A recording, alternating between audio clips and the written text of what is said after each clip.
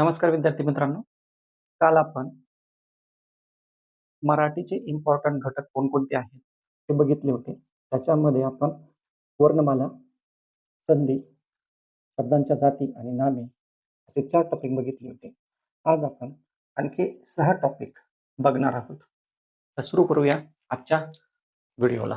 परीक्षेच्या दृष्टीने महत्त्वाचे घटक मराठी विषयासाठी आपण आपला हा दुसरा व्हिडिओ आहे.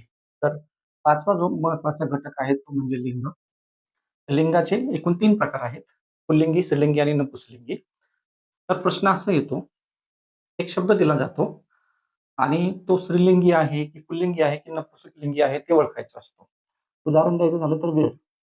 वेळ. आता याच्यामध्ये वेळ ही काय झालेली आहे, नुसती वेळ दिली तर आपण ती म्हणू शकतो स्त्रीलिंगी. परंतु आता हे एक वाक्य दिलेले आहे. ती वेळ तशीच होती आणि वेळ खाली अंडरलाईन आहे. तर आपल्याला अंडरलाईन दिलेल्या शब्दाचे लिंग ओळखायचं आहे.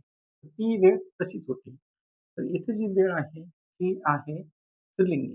परंतु दुसऱ्या वाक्यामध्ये बघा, बराच वेळ गेला. त्याच्यामध्ये जी वेळ दिलेली आहे ती आहे पुल्लिंगी. तर अशा अशा पद्धतीचे लिंगावरती क्वेश्चन येत असतात. त्याच्यानंतरचा महत्त्वाचा टॉपिक येतो म्हणजे वचन. त्याच्यामध्ये वचनाचे सुद्धा 2 प्रकार पडतात. एकवचन आणि अनेक वचन. याच्यामध्ये शब्दांचे वचन ओळखणे महत्त्वाचे आहे.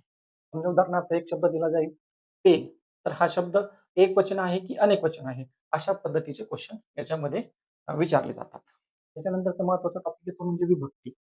विभक्तीचे एकूण 8 प्रकार आहेत. प्रथमा, द्वितीया, तृतीया, चतुर्थी, पंचमी, षष्ठी, सप्तमी आणि संबोधन असे विभक्तीचे एकूण 8 प्रकार आहेत. तो तक्ता दिलेला आहे. तो तक्ता चांगल्या पद्धतीने लक्षात ठेवून किंवा पाठ करून त्याची तयारी करून घ्या. त्याच्यावरती एक क्वेश्चन हमखास असतो. प्रत्येक एक्झाममध्ये विभक्तीवरती क्वेश्चन आलेलाच आहे. त्याच्यानंतरचा महत्त्वाचा टॉपिक येतो म्हणजे क्रियापद. क्रियापदाचे 2 प्रकार पडतात. एक म्हणजे सकर्मक, दुसरा म्हणजे अकर्मक. त्याच्यावरून तुम्हाला दिलेले वाक्य अकर्मक क्रियापद अकर्मक आहे की सकर्मक आहे हे ओळखायचं असतं. सकर्मकमध्ये काय असते तर क्रिया असते आणि अकर्मकमध्ये क्रिया नसते. त्याच्यानंतर महत्त्वाचा टॉपिक आहे तो म्हणजे प्रयोग. प्रयोगाचे एकूण किती प्रकार आहेत तर 3. कर्तरी, कर्मणी आणि भावे. कर्तरी, कर्मणी आणि भावे याच्यावरती तुम्हाला एक वाक्य दिलं जातं आणि ते वाक्य तर त्या वाक्याचा प्रयोग ओळखा असं सांगितलं जातं.